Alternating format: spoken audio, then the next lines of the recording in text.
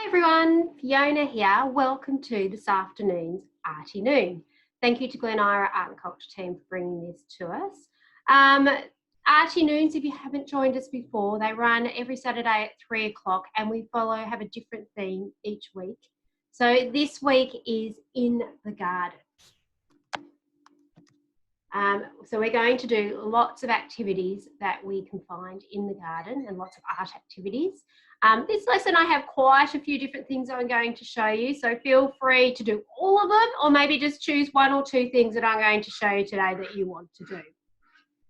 ARTYnoons are aimed at all age groups, so I'm going to try and cover things that preschoolers right up to adults can do.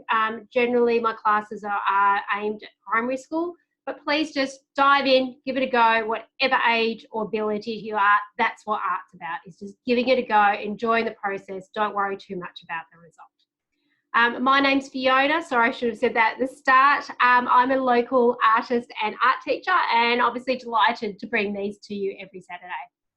Okay, so the materials that we need today are quite varied. We're actually going to go out into my garden and collect a couple of things. So you might want to do that either before today's lesson, and I'll put a supplies list up earlier, or you might want to just listen along and then go out and do it after you've listened to this video.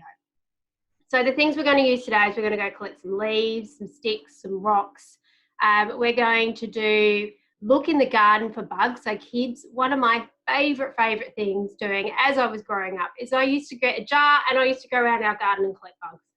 So you might want to do that if you get the opportunity, go and collect some bugs and then draw the bugs that you find, okay? Always make sure you put them back out in the garden after you've observed and drawn them.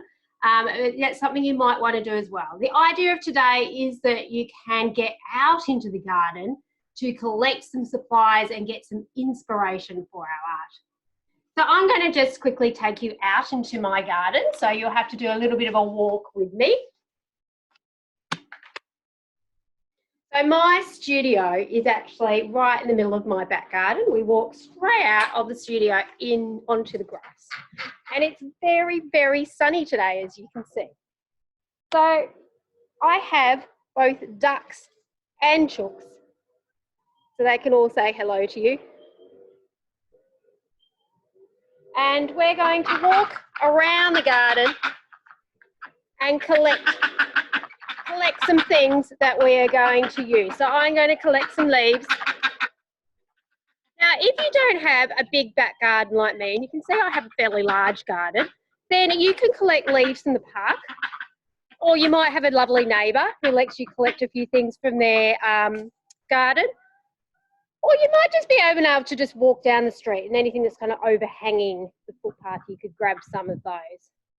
So I'm just walking around, grabbing some leaves.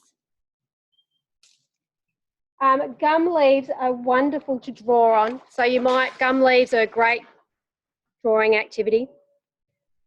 I'm also going to collect a rock. I do have like this little river down the side of my house, which is very unusual. People don't normally have rivers down the side of their house. If you want to collect some rocks, the best place to collect a rock would be probably buy some from Bunnings, or Riot Art and Craft have great rock kits that you could use as well. So rock art's a fun thing to do. If you have any sticks in your garden, sticks are also really lovely to paint on and to use. So if you have any sticks and you go and collect them, otherwise the best place, I'm just going to grab some bamboo, that's great for printing with. Sticks are best. I'm actually known as a bit of a stick lady who goes to the park all the time and collects sticks. And the best place to collect sticks is in any of the parks that have a big gum tree, and I always find lots and lots of sticks under gum trees. So if you want to go and collect some sticks, go for a little walk down the park and collect a whole lot of sticks from under one of those big gum trees. So I've just been out, I've collected a rock, I've collected some leaves, and if my garden had sticks, I would have collected some sticks as well. But I've actually got some here that I did collect from the park a few weeks ago. Okay.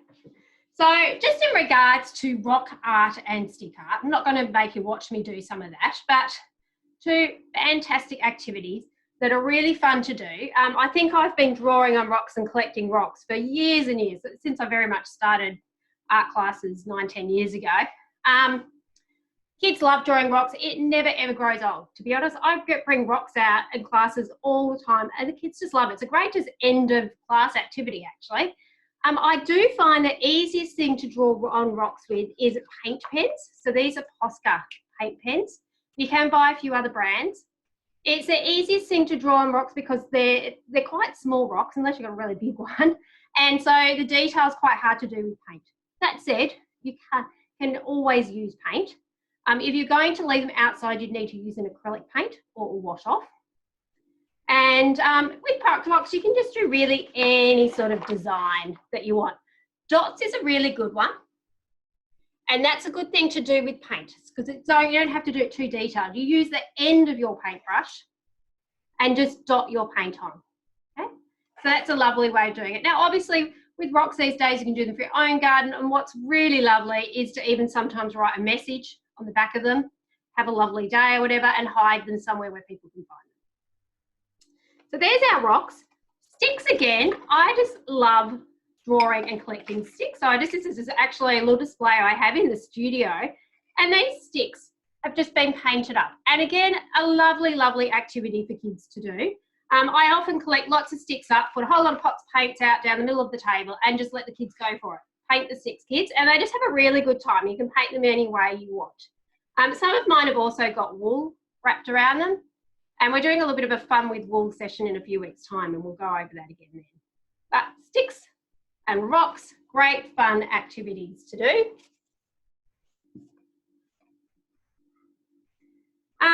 Leaves. So I just picked some lovely gum leaves to send from my gum tree. And one other activity I really love doing is painting on leaves. So you can paint on them, or you can again use the Posca markers on them. And I find drawing on leaves really lovely too. We've got beautiful autumn leaves. They're just starting to finish now, to be honest, but you might still find some lovely autumn leaves to draw or paint on, which looks really beautiful. Or, as I said, gum leaves are a good one as well. So another just fun art activity where you don't need any paper even. You can just draw on what you've got. Also done activities where we've drawn on bark as well. So you might want to pull some bark off a tree. Obviously, make sure you're allowed to do it on that particular tree, and then you can paint on that as well. Okay, so the first thing we're going to do is we collected some lovely leaves when I was out there then. I got some fern leaves, I got a bit of bamboo. The idea is to practice with different leaves because different leaves do different prints, okay? So this is, I keep saying art is all about experimenting, okay? It's about experimentation, and the best way of experimenting is to collect different leaves and see what prints each leaf does. And some leaves will print better than others. So I want you to experiment and see what works and what doesn't. So we're going to start today with doing some leaf prints. For this activity, you'll just need some food dye and a paintbrush. If you don't have food dye, use any paint that you have at home, okay? If you don't have either of them, you can even draw on the back of your leaves a bit of texture and spray a bit of water on it, okay? So that will make a paint as well. So I'm just going to grab one of my leaves. I'm going to stick a piece of paper up here.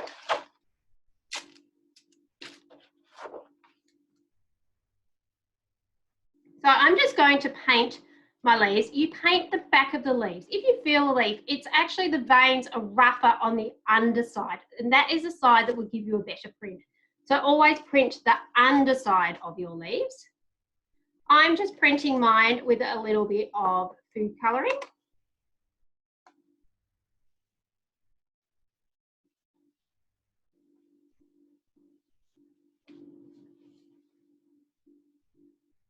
So I've just painted the underside of my bamboo leaf with some food colouring. I'm then going to just put it up onto my piece of paper. I'd normally be doing this flat. I put another piece of paper on top and I just give it a good squish.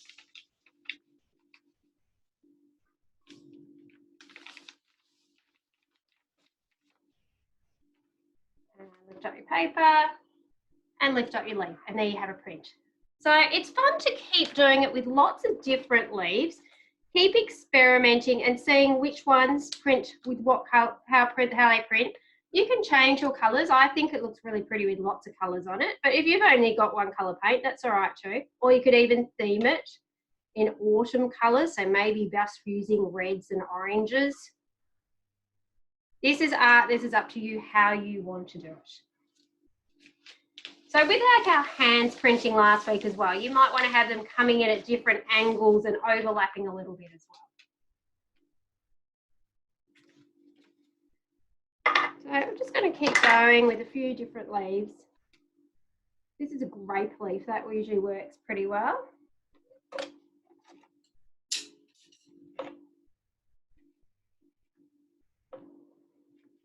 If you don't have a paintbrush, you can just apply even a bit of food colouring on the back with your finger. Finger painting's still in for this.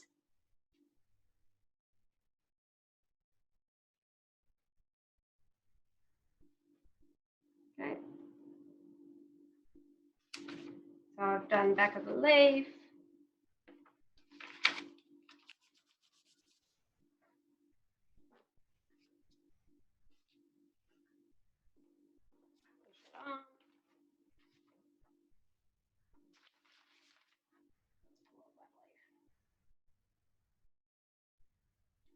Done a lovely print. So what I do is I just keep going and doing prints all over it.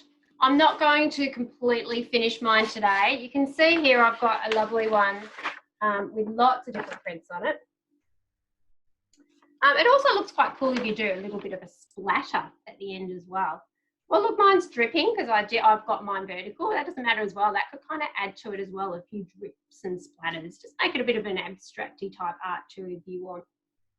I'm going to try and cover quite a lot today. So what I'd like you to do with this video, it's going to be available for quite some time. So if you want to pause, go and do your leaf prints and come back, you can. If you just want to maybe watch this all through today and then come back and do some of the activities, you can do that as well. Okay, so the next thing that we are going to do today is that we are going to do some bugs in a jar. This is one of my favourite activities. It never grows old, even if you're an adult. So we're going to use our finger. So you could actually catch, as I said, kids, you can catch some bugs and then observe them and draw them in real life. Or you can do some, this is actually probably more aimed at the younger children, but an activity that is always so much fun, which is drawing some finger bugs in a jar. So if you have trouble drawing the jar, that's okay. You can actually just have them flying around your page, okay? Or you might want to get mum and dad to draw the jar for you. I'm going to show you a quick, easy way to draw the jar for those who are at that ability.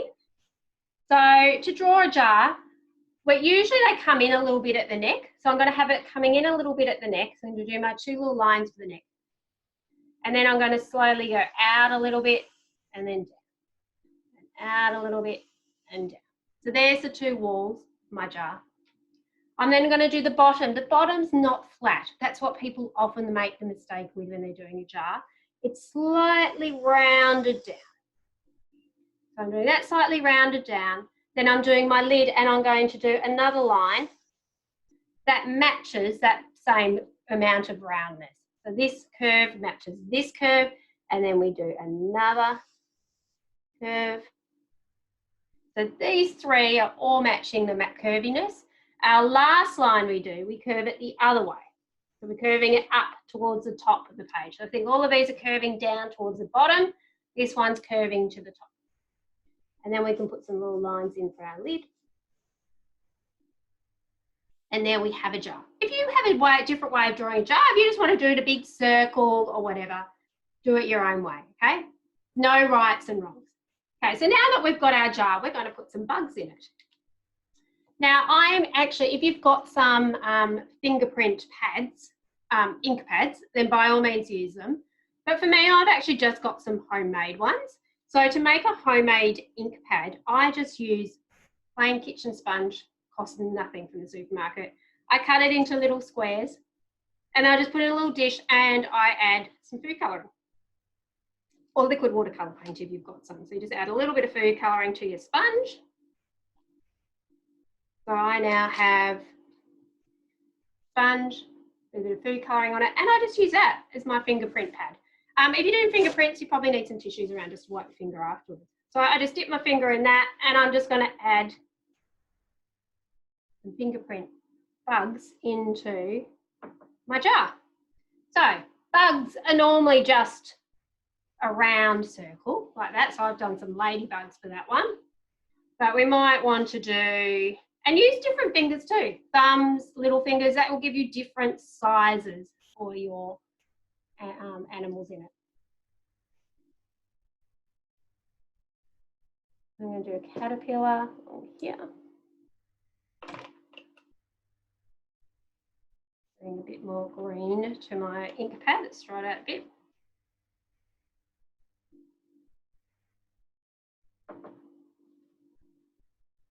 I'm just doing a little caterpillar along the bottom. Now, you don't have to use food colouring. You can use any fingerprint paint for this. So it's just dipping your fingers in any paint, yeah? So if you don't want to use an ink pad, you can just dip it into normal paint. So this is we're going to add black marker in a moment, but I'm just putting the print marks in. So that was a caterpillar, there's some bugs, and I'm going to put in a butterfly.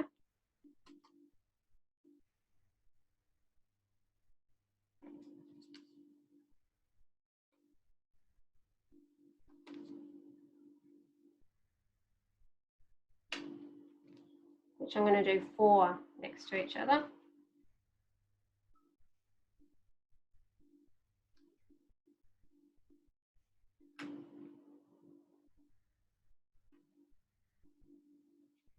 And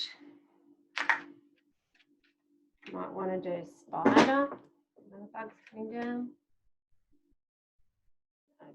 Like something with just 2 wings. So just keep going when you've got lots of little, enough fingerprints in there that you're happy, satisfied. I'm getting a bit of weird colours. I haven't wiped my finger all right, but that's all right. And once you have got your fingerprints in, you're then going to grab a marker of any type or a pencil, and you're going to start adding some details to them. So to make this one into a butterfly, I might want to do a body and some antennae.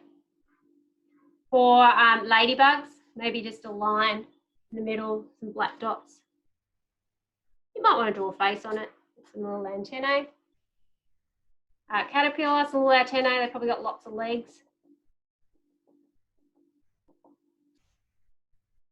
I like to do like maybe a little spider hanging down with some legs coming off him.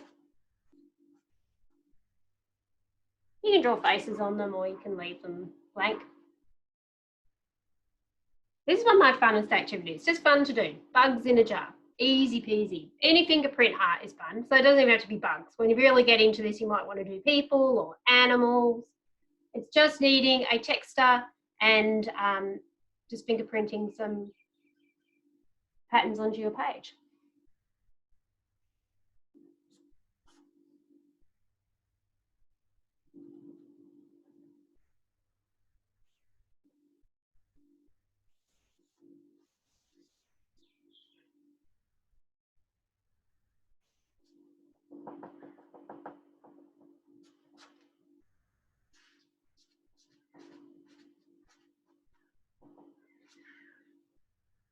So just go along and make your little cute little bugs.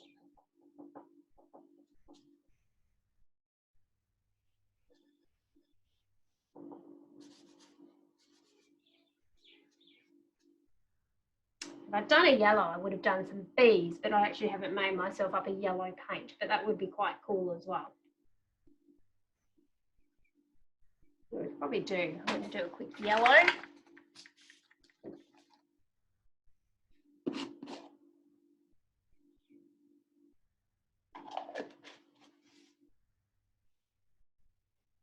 Trying to find a clean finger. Probably can't see it very well on the screen anyway. I'm just going to put a couple of bees in there.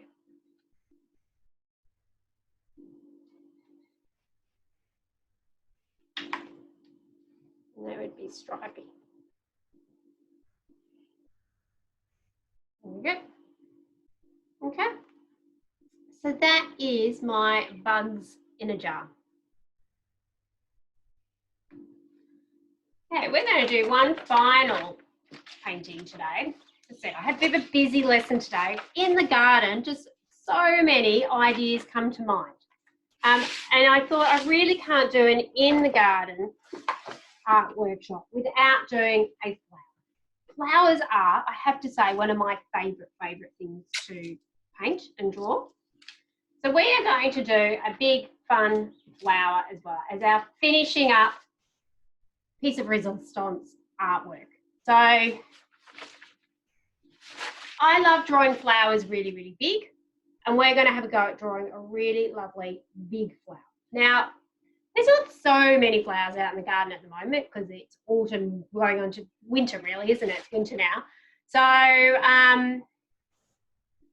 there's probably, this is maybe more of a spring project, but I'm not going to be doing these in spring, so I've got to get a flowers lesson in there somewhere. So we're going to draw some big, beautiful flowers. So the ideas I've given to you earlier, the leaf prints and the fingerprints and the rock art and the stick art and the leaf art, you might want to all do them later. The one thing you might want to follow on with today is doing the flower. So with the flower, you can use any paints and you can use any markers to draw your flower. I quite like to use a black oil pastel. Black oil pastels, by the way, are really good for younger kids than textures. They're quite easy and chunky and easy to hold. So I've just dropped mine on the floor. And I often start a lesson with a black oil pastel. But if you've got black textures, that's fine too. So we're going to draw a nice big circle in the middle for our centre of our flower. The bigger the better. I probably did that a little bit small, so I might even make it bigger. And then we're going to put our petals in. The trick with doing a really big flower is to make sure that your petals go off the page. So make sure you've got some newspaper or something under your piece of paper that you don't mind drawing on. This is actually, I've just used some leftover paint on drawing this board just to make it a bit more interesting. So it's not a good artwork that I've got behind here, so I don't mind drawing over it. So I'm just going to do my petals right off onto the board. Now I've curved one way and one the other. So they're curved towards the outside of the page. Okay, this is where kids get a little bit confused sometimes, is which way to curve the petals. So they curve outwards. And we're going, each time we do one, we curve it out and we do it right off the page. Let them draw right off the page.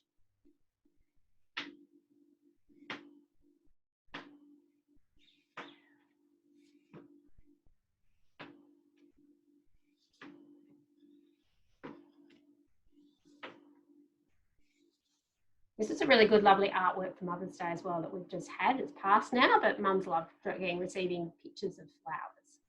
So you can see I've done my first lot of flower petals. You can leave it at that, or you might want to do some secondary ones in. Okay, so that's just putting another layer in behind. Again, making sure you go off the page each one though.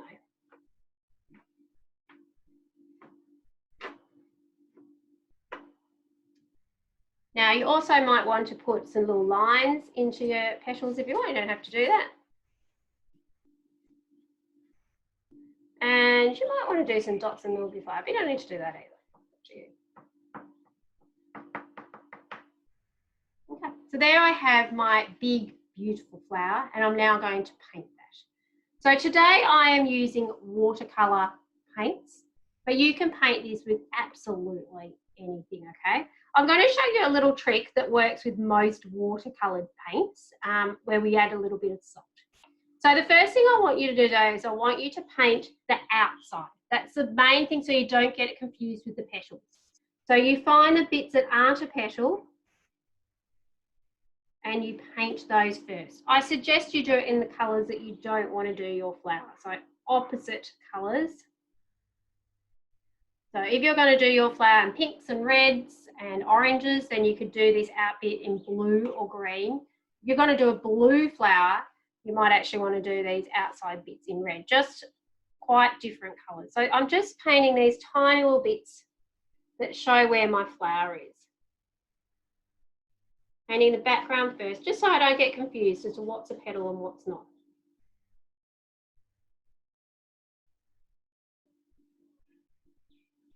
Yeah, so I now can see where the flower is because I've painted the background in. Okay, so now I'm just going to paint the flower. I really like, you have a think about as well, the centre will stand out more again if it's a different colour. So I'm going to do my centre in the typical yellows and oranges. And it doesn't matter where you start, whether you do your middle first or you do your outside. And mine's a bit strange having those two circles. I wouldn't normally do that, but I just did that because I felt that I did my middle a little bit too small to begin with. And if you're using things like watercolour paint, you can kind of mix them a bit too. Now mine's probably going to drip. That's okay, we just go. There we go. So I've got my middle. And I'm now going to paint my outside.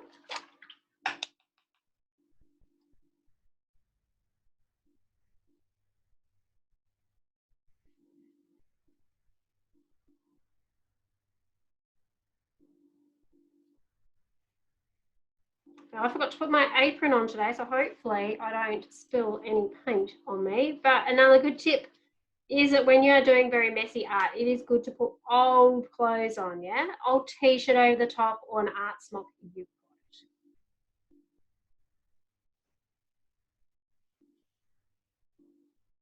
It's good just to have old clothes that you put on when you're doing artwork. That's what I normally do. I was just too eager to get into it today and I just forgot to put it on.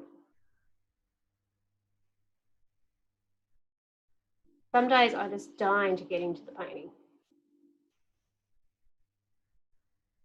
Now you can mix your colours. You could have done this as a rainbow flower with each petal a different colour. This is the fun bits of painting and doing any colours what. Now if you don't have paints today, that's okay too. You can draw a big flower like this and you can use your oil pastels or your markers to paint colour it in as well. That doesn't have to be done with paint. What I'd love to see is you to submit some big, beautiful flowers if you get the opportunity to do them. I'm just adding a little bit of variation into mine.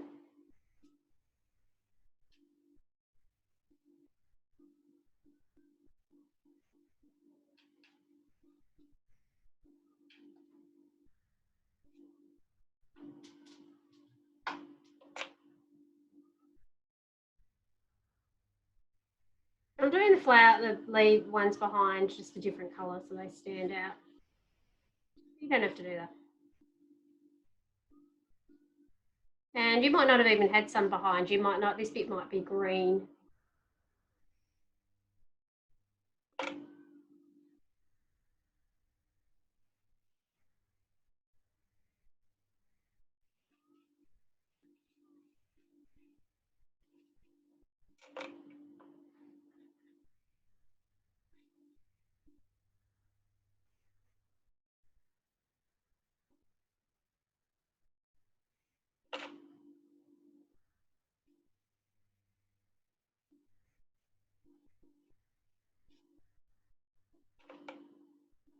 I really kind of like mixing my colours, so I'm just going to add a little bit of blue into that as well. I'll even just do some sort of like blue dots.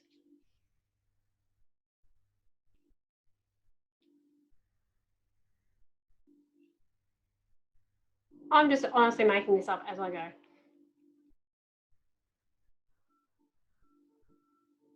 Don't try and overthink artwork. Sometimes better just to go with the flow.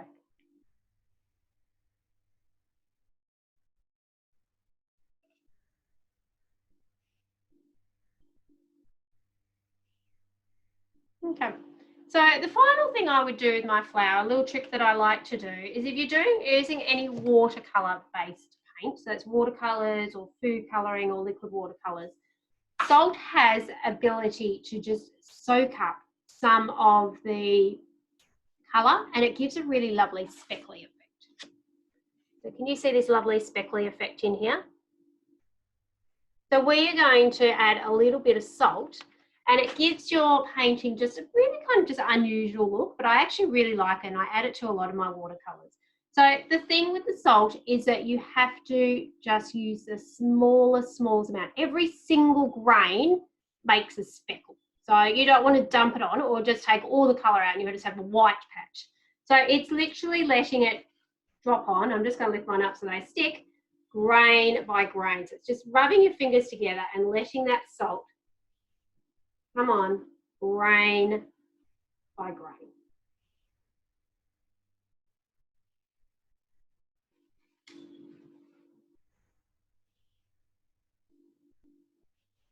And you could just add it to the middle. I think just a speckly middle would look really nice. Now the trick with adding the salt as well is that you have to add it to your picture when it's still wet. Okay, so that's when the paint isn't dry, that you can still see the wetness or the water in your painting. So what you do with the salt is you just leave it on till it dries. And when it's dry, you can then just give it a little bit of a rub and rub it off. So just show you that salt again. Now, one thing I forgot to talk about before was paper. So use whatever paper you've got at home. As I say to you every week, please just use what you have. That said, I have done this one on a watercolour paper, and this is just a cheap watercolour paper that I got in a Kmart pad, okay? It works perfectly fine for this type of project. It's $5 a pad of 20, I think, or 25 sheets, okay?